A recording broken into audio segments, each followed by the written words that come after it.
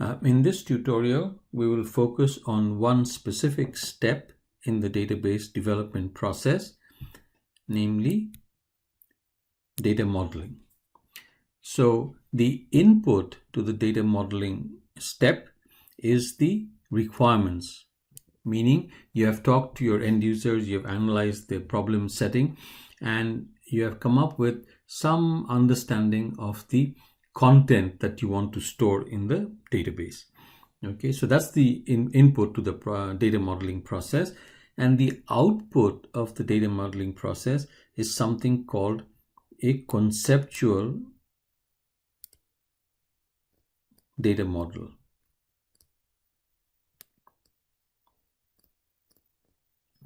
So a conceptual data model is simply a description of the content of the database in a way that is independent of the specific software that you will use to implement the database. So it doesn't depend on whether you're going to use Oracle or SQL Server or Microsoft Access. Okay, and the simple way to think of the conceptual data model is that you want to describe the content of the database in terms of the things, the items about which you want to store information and the relationships among those things. Okay, and the conceptual data model is represented as a picture. You saw that in our previous video. So it's represented graphically, and here's an example of a conceptual model. So you can see that it's pictorial. Okay, so it is represented in graphical form. And more specifically, this conceptual model, data model, is called an entity relationship data model.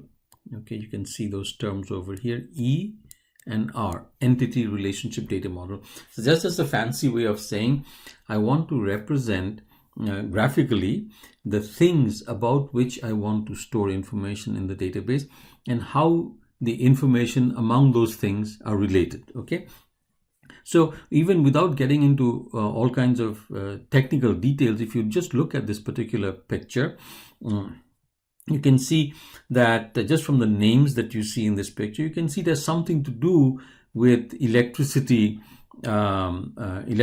metering that customers for customers. So how much electricity are they using, and you want to bill them. Okay, so utilities billing. So and then if you look at some of the names in this picture, you can see that there's information about things. There's information about rates, electricity rates, the information about a bill. There's a thing called a bill. There's a thing called an employee who actually does the reading. There's a thing called a meter. There's a thing called a customer. So there are things about which you store information. And also the information about these things are related. So it's not completely, it's not like you have a bunch of unrelated information. For example, the meters are associated with customers in some way. You can see from the picture. We don't need to get into details right now, but just it would seem natural that meters are associated with customers because when customers consume utilities, it shows up on their meter. Okay. Similarly, you have a bill that results from a reading, so meters need to be read. Okay, and one meter can be read multiple times, over the course of several years. There would be a utility company's employee who would do the reading. So there are things about which you store information, and these things, the information about these things are related to one another. They're not isolated. Okay, so that's where the terms entity relationship comes from. Entities are things about which you store information, and relationships, of course, are the relationships among the content of the different things. So coming back to our picture here, so in this tutorial we will focus on the data modeling process, and we will do this in actually more than one video. So in this particular video, what we are going to concentrate on, I've just mentioned to you that the conceptual data model. The conceptual data model simply is a description of the content of the database in terms of the things about which you want to store information and the relationship among relationship among those of the information among those about those things. Okay, so things about which you want to store information, and of course the relationships among those pieces of information. Okay, and the way you represent that conceptual data model is in the form of a picture that is called an entity relationship model, or an entity relationship, and it shows up as an entity relationship diagram. So in this particular tutorial, in this video, the first thing we want to understand is what is this graphical language. So when you look at this picture, it has all kinds of symbols in it. You can see boxes. Within the boxes you can see names. You can see lines that are connecting various boxes, and at the two ends of those lines you have certain symbols. So you can see some graphical symbols. So in this tutorial we will first learn what these symbols mean. And once we understand what these symbols mean, then we are going to go back and then understand. Once we understand what those symbols mean, we're going to go back and look at the data modeling process itself. In other words, how do we get from requirements to that picture? Once I know the symbols that are used in the picture, how do I get from the requirements to the picture? That will come next. Okay, so for this video, for this tutorial, all we're trying to do is understand the symbols that show up in the picture that corresponds to the conceptual data model or the entity relationship model. So we are trying to understand the various symbols that are showing up in this picture. So just remember those two letters, ER, entity and relationship. When we talk about the different symbols in this picture, we'll be talking about entities and their relationships. So let's start off with the first one. The things about which you want to store information in the database, those are called entities. Okay, and each entity is represented by a box. All right, so each entity is represented by a box. So in this particular diagram you can see 7 entities. All right, rate set, customer, meter, reading, bill, rate, employee, and so forth. So you can see different entities, and each entity must have a name, and that's the that's the shorthand for what that thing is about which you want to store information. So let's look at the basics over here. So now I mentioned the word entity, and we're going to refine that word entity into 2 slight variations. Something called an entity class, okay, and entity instance. So entity class and entity instance. So what's the difference between the two? All we have said up to now is an entity is a thing about which we store information in the database. So we said that the way you describe the conceptual model is you describe the things about which you want to store information, and you describe the relationships among those entities. So we're starting off with one piece of that picture, namely entities. What are they? And what we're saying now is there are we divide entities into 2 types. Really, there are 2 variations of it. One is called an entity class. Think of it as a generic description. So here you have an item, an entity class called an item, and you have all these attributes.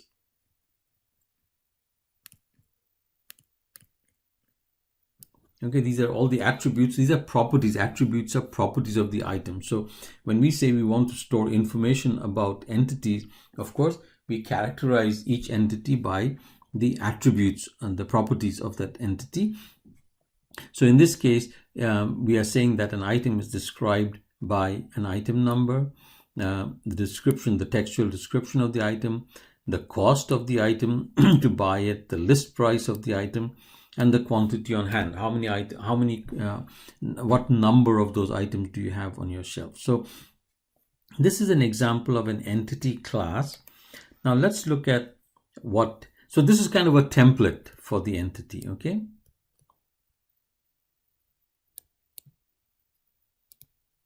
So this is a template for the entity, and that's called an entity class. So now you can see two specific instances of that entity, and both instances have the same structure. So if you look at these two instances, for each of them you can see there's an item number. So the first instance, the item number is 1100. In the second instance, the item number is 2000. And in the first instance, this is a 100 amp panel. The other one is a door handle set. One costs $127.50. So you can see instances, these are two separate instances of this particular entity class. So I hope the distinction between an entity class and an entity instance is clear to you. So you could have an item called a student, for example. You can have an entity called a student. So let's say student. This would be an entity class, and the attributes of the student would be, let's say, G number, a social security number, first name, last name, street address, and GPA. Okay, so this would be an example of an entity class called student.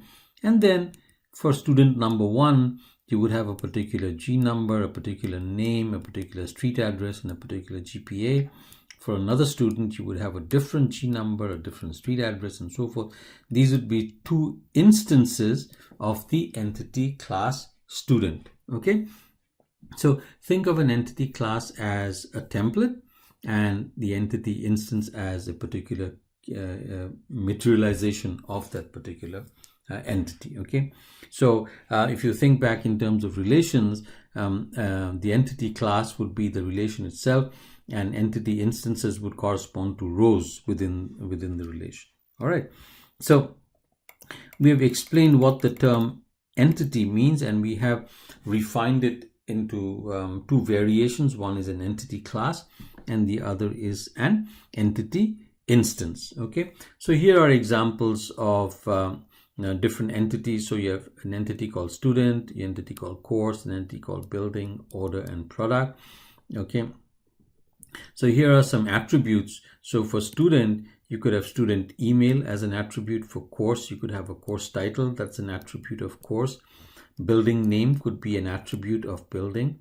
Order date could be an attribute of order, a property of order that you want to store, and so forth. So up to now, we have explained what entities and attributes are. So if you go back to the example that we had, so for an entity relationship diagram that we started off with, you can see that in this model, there are 1, 2, 3, 4, 5, 6, 7 entities about which we are storing information. So let's pick one of the entities. You have an entity called reading. So you read a meter perhaps once a month. So you have this entity called a reading, and its attributes or its properties that we are storing in the database are reading number.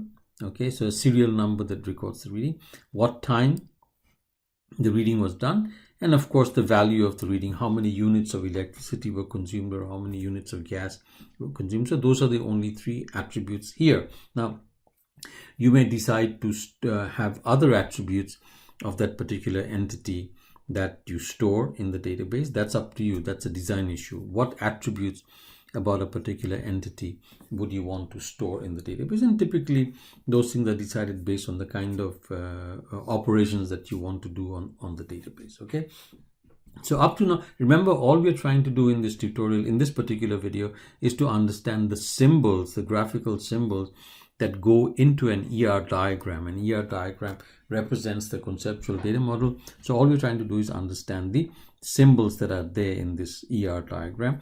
And the first concept that we picked up on is the concept of an entity, and the entities are represented by boxes. Okay, so each box must have a name. So an entity must have a name. So you have an entity called meter, you have an entity called customer, you have an entity called rate set, you have an entity called rate, you have an entity called bill, and so forth. So every entity must have a name, and then for every entity we have to decide what attributes of the entity do we want to store. So entities and attributes, entity class, entity instance. So these are the terms that we have introduced thus far.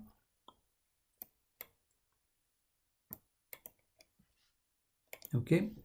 So again, these are additional more examples of attributes of an entity. So let's say we have an entity called project. Okay, here are some sample attributes of that particular entity. A project could have a project name, a project start date, a project type, project description. You might choose to have other attributes of the project. Let's say the initial budget for the project, the scheduled end date for the project, and so forth. So it's your decision as to what kind of attributes you want to store for that particular entity. That's a design issue. Okay, now every entity has identifiers, okay. So here's another term that we are introducing, something called an identifier. An identifier is an attribute that identifies that entity class, okay, or an entity instance. So if you have a student, for example, the identifier could be the student G number. If you have an entity called employee, the employee social security number could be an identifier, and so forth. Okay, now for a student name could be an identifier also. For a customer ID could be an identifier. An identifier is an attribute that identifies an entity instance within an entity class. Okay, now sometimes an identifier can be unique, in which case it can serve as a primary key. Sometimes an identifier can consist of more than one attribute. For example, you could have a room being identified by the building number and room number. For example, my office is Enterprise Hall, room 144. So this is an example of a composite identifier for my office in Enterprise Hall.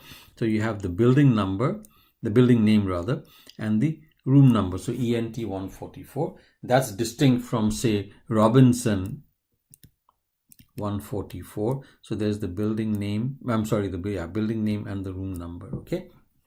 So you could you could have a composite identifier as well. So the way you show an entity in an entity relationship diagram, a little while ago we showed you this entity relationship diagram, and you saw the entities represented as boxes. The identifier for each entity is typically underlined. For example, in this case, it's customer number. For the meter, the identifier is meter number. For reading, the identifier is reading number, and so forth. Typically, the identifier is underlined. Okay, but coming down to this, so in this particular picture, you can see that the identifiers are shown, rather the entities are shown as boxes, and the name of the entity is shown, and all the attributes for each entity are also shown. But that needn't be the case. Sometimes if a picture, an ER diagram, gets very complicated or gets very large, then you may want to show an item with less detail in it. Okay, so the example on the left that you're seeing is the most detailed way you can show an entity. You can show the name of the entity, you can show the different attributes of the entity, which one is the identifier, and so forth. All right. Sometimes all you want to do, because of space considerations, you simply show a box with the name of the entity and just the identifier that identifies the entity. And sometimes there's so many entities that have to be shown in the picture. All you do is show the name of the entity. So in an ER diagram, you can show an entity with different levels of detail, and we would prefer that you show it in as much detail as possible. That's the example on the left.